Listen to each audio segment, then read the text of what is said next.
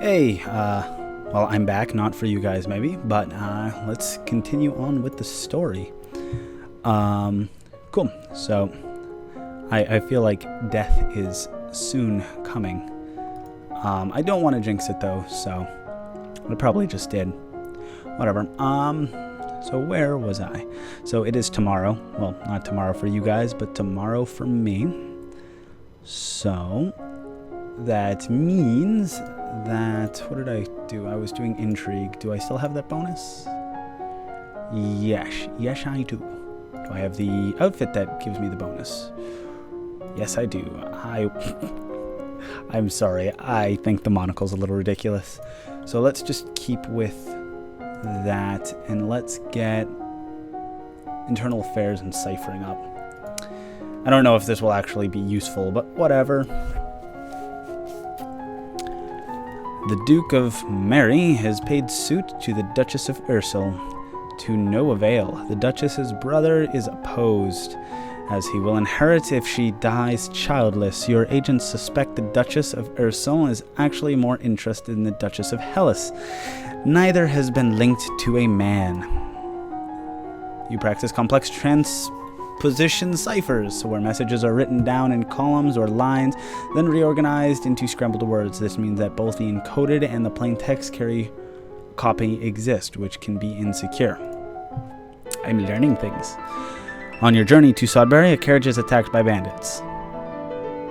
Yeah, archery plus reflexes. You hear the distinctive sound of incoming arrows just in time to push yourself away from the window and avoid being shot. From screams outside, not all your guards have been so lucky. Aw. The attackers scatter as soon as your forces show sign of resistance and vanish into the woods. The rest of your trip passes without incident, but you can't help jumping at shadows. Pretty scene again. Gwenelle's party is lovely, not nearly as glamorous as your own. Upcoming birthday will be, of course, but it's still a major event in a noble social's calendar. Anyone is present. I'm going to fail everything. Uncle Laurent and your younger cousins are here, but Charlotte and her mother are not. Apparently, Charlotte was ill. There are refreshments and dancers and musicians and polite conversation, and one or two not so polite. Mine probably is one of those. Likey, Countess of Dis, will not be shoved aside. Mother, it is my domain now. I need space for myself. You have your own lands to manage. Just because you're of age doesn't mean you know everything, young lady. You need my advice. This is my home. It has never been yours. Before you can back away, their gazes fall upon you. They await expectingly for your near queen to settle the dispute. Shit. Let's see. She is still young, but I was invited to her party. So it might be better to side with her and tell her mother off. But then again, she is young. Her mother has a point. Shit. I hate these choices. I'm gonna side with my friend. And I'm still wearing the catsuit. You heard her. She's an adult now, and she's in charge here. Thank you. This is what your father will face upon your coronation, cast aside without another word. He is not gonna like hearing that, is he? Yeah, probably not. A bit later, Brownie catches up with you. Yay, green, bright hair. Hello, Elodie. It's so wonderful that you're going to be queen now. I mean, I'm sorry about your mother. Thanks? She looks like sad, but she's thanking her. But think of the opportunities you're going to have. You're so lucky. That is an odd way of putting it. Indeed. Anyway, I was wondering, now that you're almost queen and everything, have they told you all about the secrets? What secrets? Like how to get into the old palace. I've heard it's packed full of treasure. Lore success. You mean the old capital by Cather Lake, the abandoned one? Exactly. They had to leave in a hurry, so they left all kinds of treasures behind. Cool. And nobody has gone there because the forest is supposed to be haunted, so the treasure's probably still there. The forest isn't just haunted, it's full of monsters like the Keithong. What if she's right, and it is full of treasure? Try to talk her out of it. That is not wise. The forest is dangerous, Brownie. Not because of ghosts, because of monsters. You'll get in trouble. You'll get hurt. Failed. You're scared, aren't you? Well, I'm not scared. I can find my own way. I really hope she doesn't. At the end, you all share a pleasant meal and prepare to return to your various lands. Well, I was hoping, like, well, I passed something. I didn't die there, which is good. I don't really want to learn magic. I'm going to try to not learn magic this entire time. Let us do lonely and cheerful. I look determined as all fucking hell. So, my mood is weapons and military. Cool, I have an advantage on weapons. I might as well increase that a little bit. To defend myself from the evils. I'm actually going to learn swordsmanship. Because I've died twice in this game. I've done 2 playthroughs personally before I thought of even recording it. And let's just say I got run through. You spar with a partner, trading blows while looking for openings to tag each other. You begin to work with a metal blade, getting the feel for its weight and edge, as well as learning how to care for it. You practice drawing your blade and striking at short notice from a variety of positions. You learn techniques for thrusting your blade through armor to disable and kill your opponents. You learn advanced techniques for holding off multiple opponents at once. My sword is mastered. I'm a master swordsman. The Duchess of Lilla has sent you a gift. What is this? It's a cushion finely embroidered with the design of a running horse. It is well done, clearly required hours and hours of needlework, but it's also fairly useless. That's nice, I guess. Oh, come on, I will keep it. Find a chair or sofa to sit it on. If that's like poisoned or some shit, like I sit on it and some gas just farts out from the pillow, that would be hilarious. Let's just keep going with lonely and cheerful. I don't know that mood. I am angry at the moment, which gives me weapons and military. Awesome. So let's just ace another freaking weapons. Actually, I get a pretty decent bonus in intrigue, which is good. I'm blooping. Why am I blooping? Whatever. I should probably put my phone on silent. Whatever, too late for that now. Let us do... We'll do the cat suit. We'll increase my foreign intelligence a little bit. And by a little bit, I mean quite a bit. And you know what? Actually, I am going to do little weapons as well. Might as well get a little more archery practice. The political disruption in Tombia in recent year has caused a disruption in their chocolate production, which is to the benefit of Nova, particularly the Duchess of Kegel. Since their recent revolution, the Tombians have twice begun gathering troops on the Novian border. Both times their camps were struck by fierce storms and earthquakes. They decided to give up on the idea. Someone's obviously looking out for my country. You practice shooting at clearly marked targets across a flat field. You practice shooting at targets of different shapes and sizes in mixed terrain. You practice long-distance shooting, setting arrows into the ground at different ranges. One more week of archery and I got that mastered. The Duchess of Mead is here to see you, my lady. Cool. Yes, the Duchess of Mead. Hello, Lodi. I am sorry to trouble you, but have you seen Brody? Not since the party last week.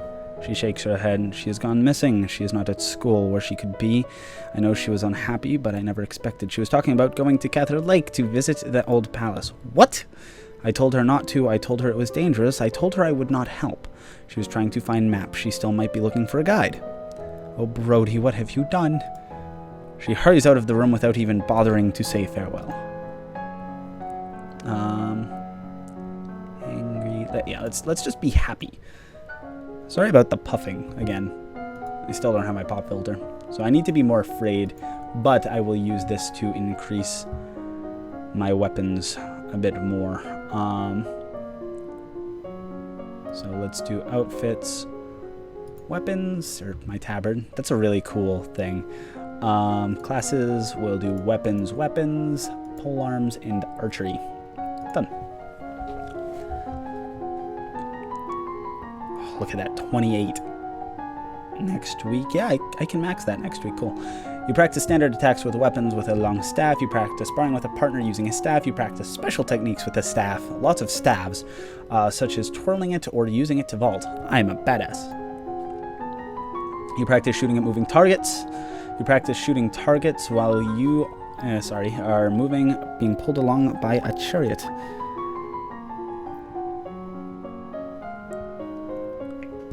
Okay. I am done with archery. You are walking through the great hall. A free gust of wind suddenly blows out all the candles in the room. Omen of divination success, an omen of war and danger. There is no sign where danger might be coming from, so there's nothing you can do about it. Perhaps it's nothing. I need to be angry.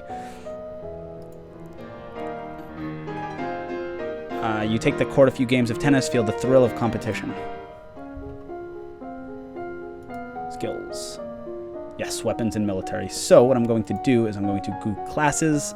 I'm going to start increasing my logistics, and I'm going to work on finishing off my polearm skills, because if war is coming, I want to be prepared. You learn about types and amounts of food required for an army to march and how long they will remain edible. Cool. Oh, one more week of freaking polearms and I'm done. You practice basic techniques with a long spear, controlling your thrust to penetrate specific targets. You practice basic swings with a halberd, building up your arm strength while learning to control the movement. You practice sparring with a wooden halberd versus a wooden sword, learning the dangers of overextending or allowing your opponent too close. Things have been so unsettled lately. Everyone is on edge. We need something cheerful. You could hold a tournament. Yes, I could. What a good idea. Knights, jousting, musicians, all sorts of competition. Everyone loves a contest. Well, you offer prizes to the winner. Employment. The winners will have the option on taking upon royal appointments. It's a recruitment drive. Very well, I will draft the announcements. I leave him to his work. You move through the hall. Your eyes fall upon a vase of flowers. Pretty, but apparently not getting enough water. The leaves on one of them one blossom is shriveled. A leaf killed by a secret weakness, a hidden threat. You continue upstairs to your room. Your maid is waiting for you. My lady, a gift has arrived. From the Duke? No, my lady, a merchant house. I believe it was sent with shipment down from Corral River. You tear open a brightly colored paper to find chocolates. Do not eat it. Fuck!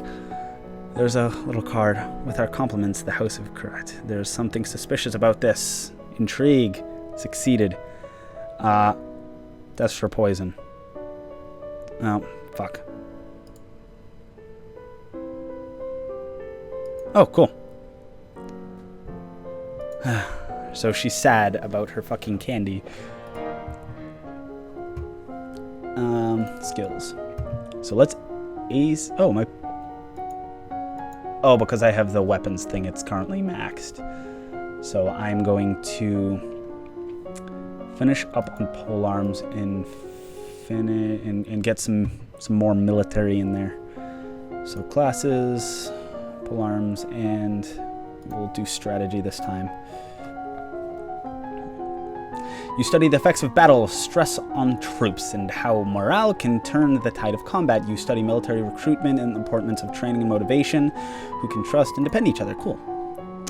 I practice with unusual weapons such as spike staffs, sword staff, and a bulge. Actually, someone in D&D was using that in my campaign for a little while. I have nothing more to learn about polearms. I can switch out of this outfit. It's the week of the general tournament. Nobles and commoners alike have turned to compete against each other. The people will be pleased if you participate in their games. However, it will expose you to danger. I'm going to take place in freaking fencing. Yeah.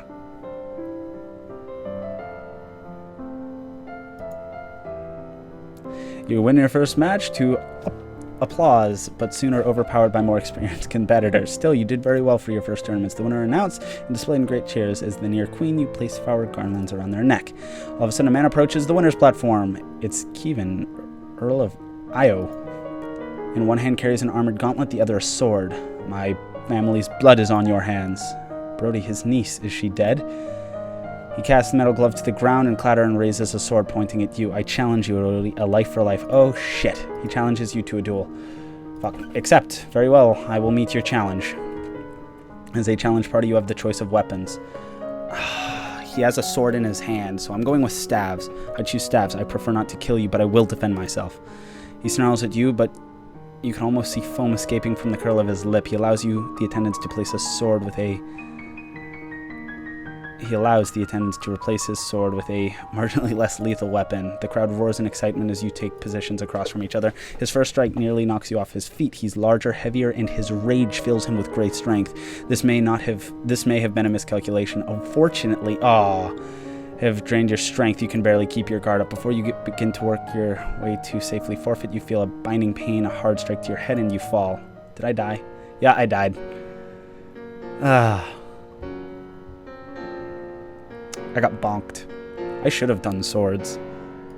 I got bonked to death. Odium did not survive to reach her coronation. Nova would have to go on without her, but it doesn't have to end this way. Make different choices, train different skills, and her star may rise again. Well, everybody, that was Sholog. Okay, guys, clicking that view log thing crashed my fraps. God damn it. But I did just want to make sure I did an outro to this. This isn't good music for outro. Okay, whatever. But with that was the first playthrough of Long Live the Queen.